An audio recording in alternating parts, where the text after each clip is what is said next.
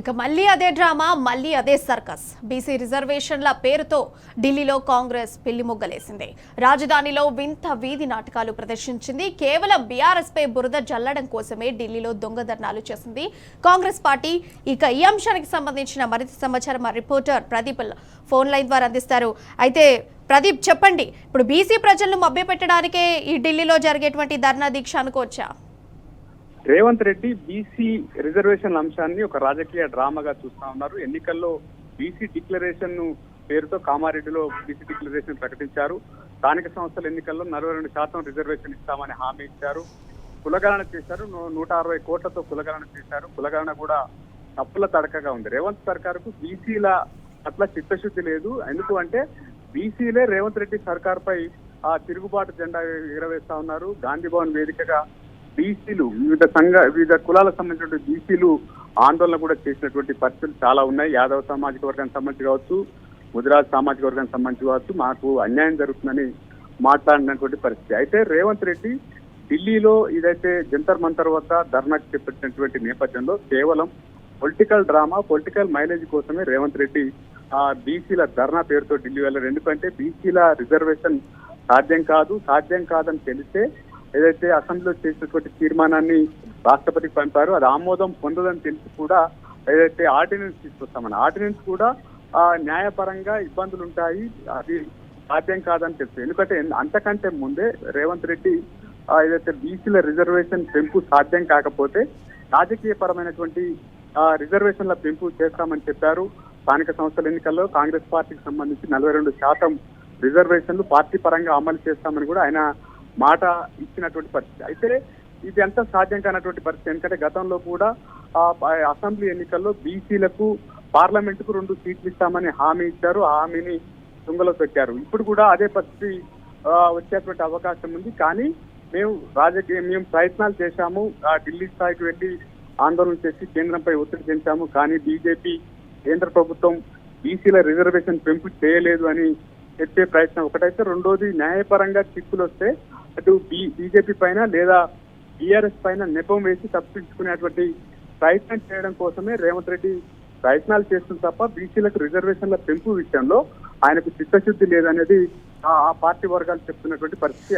అయితే ప్రదీప్, గల్లీలో కాకుంటే ఢిల్లీలో తేల్చుకుంటామని కాంగ్రెస్ ప్రభుత్వం చెప్పింది. మరి నిజంగా ఈ రోజు ఢిల్లీలో చూసుకుంటే ధర్నా నిర్వహించింది. మరి ఈ ధర్నా వల్ల ఏం తెలియంది, ఏం తేల్చుకున్నారు?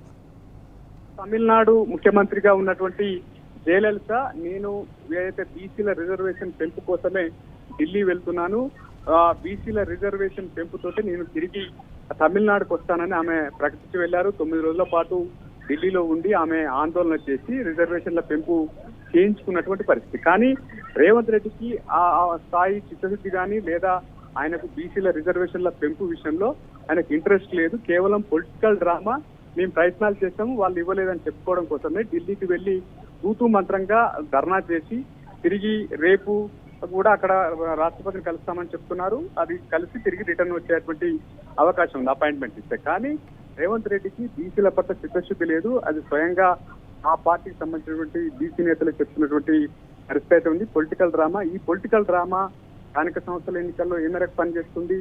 బీసీలు కాంగ్రెస్ పార్టీని, ముఖ్యంగా రేవంత్ రెడ్డిని నమ్ముతారా, నమ్మరా?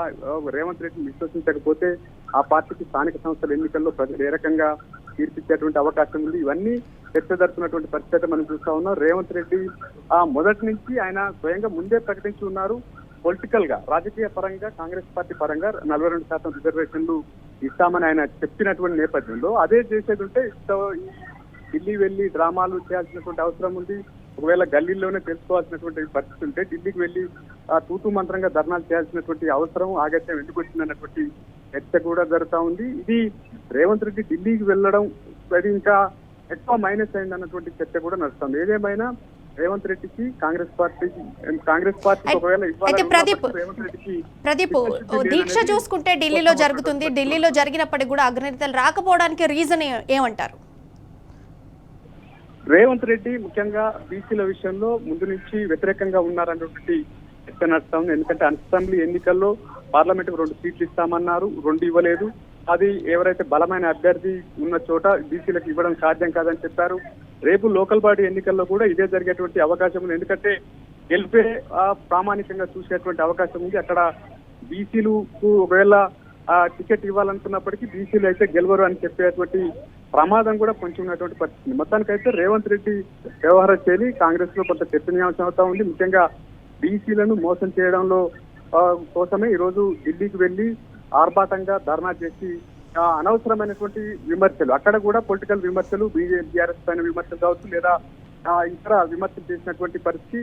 మొత్తానికి ఒకవేళ కాంగ్రెస్ పార్టీకి చిత్తశుద్ధి కనుక ఉంటే కాంగ్రెస్ అగ్రనేత రాహుల్ గాంధీ, అదేవిధంగా ఏఐసీసీ అధ్యక్షుడు మల్లికార్జున ఖర్గే ఆ ధర్నాలో పాల్గొనేటువంటి అవకాశం ఉంది. కేంద్రం పైన ఒత్తిడి పెంచడానికి మరింత ఉధృతంగా పోరాటం చేసేటువంటి అవకాశం ఉండే, కానీ అటువంటి పరిస్థితి అయితే జరగలేదు. కేవలం పొలిటికల్ డ్రామా కోసమే రేవంత్ రెడ్డి బృందం అయితే ఢిల్లీ వెళ్లి ఆందోళన చేశారు. ఆ ఆందోళన కూడా ఇక్కడ ఉన్నటువంటి నేతలపైన విమర్శలు చేసి తూతూ మంత్రంగా ధర్నాను ముగించేటువంటి పరిస్థితి మనం చూస్తాం. ఏదేమైనా బీసీలు అయితే రేవంత్ రెడ్డిని అదేవిధంగా కాంగ్రెస్ పార్టీని విశ్వసించేటువంటి అవకాశం లేదు. ఏదైతే కామారెడ్డి వేదికగా చేసినటువంటి డిక్లరేషన్ ఏదంతో అది అమలు చేయకపోతే కాంగ్రెస్ పార్టీకి రానున్న రోజుల్లో బీసీలు పెద్ద ఎత్తున వారికి పనిష్మెంట్ ఇచ్చేటువంటి అవకాశం ఉంది. Right Pradeep, thank you. ఇక మళ్ళీ అదే డ్రామా, మళ్ళీ అదే సర్కస్. బీసీ రిజర్వేషన్ల సాకుతో ఢిల్లీలో కాంగ్రెస్ పెళ్లి మొగ్గలేసింది. రాజధానిలో వింత వీధి నాటకాలు ప్రదర్శించింది. ఇక కేవలం బీఆర్ఎస్ పై బురద జల్లడం కోసమే ఢిల్లీలో దొంగ ధర్నాలు చేసింది కాంగ్రెస్ పార్టీ. బీఆర్ఎస్ నేతల మీద మాటల దాడి చేయడానికే ధర్నాను వాడుకుంది. మరోసారి కేసీఆర్ పైన, కేటీఆర్ పైన ఇష్టం వచ్చినట్టు నోరు పారేసుకున్నారు రేవంత్. ఆర్డినెన్స్ ద్వారా బీసీ రిజర్వేషన్లు సాధ్యం కాదని తెలిసి కూడా నయా నాటకాన్ని ప్రదర్శించారు. బీసీ ప్రజలను తప్పుదారి పట్టించేలా రేవంత్ అడ్డగోలు వ్యాఖ్యలన్నీ చేశాడు. ఇక వచ్చే ఎన్నికల్లో మోదీని దింపేసి మరీ బీసీ రిజర్వేషన్లు తెస్తామంటూ బీరాలు పలికాడు. అప్పటి వరకు ఆగే వాళ్ళైతే ఇప్పుడెందుకు ఢిల్లీ వెళ్లి గగ్గోలు పెట్టారు? మంది మార్బలాన్ని వెంటేసుకొని ఈ డ్రామాలన్నీ ఎందుకు చేశారు? ఇక ఢిల్లీలో తేలకపోతే గల్లీలో తేల్చుకుంటామంటూ రేవంత్ డాంబికాలు పలికాడు. గల్లీలో తేలే వ్యవహారమే అయితే మరి ఢిల్లీ దాకా ఎందుకు దేక్కుంటూ వెళ్ళినట్టు? ఇదంతా ఎవరిని మోసం చేయడానికి? కాంగ్రెస్ ఢిల్లీ ధర్నాతో అసలు ఎవరికి లాభం? బీజేపీ ఎటూ తేల్చదని తెలిసి కూడా ఎవరిని మభ్యపెట్టడానికి వేషాలన్నీ వేశారు?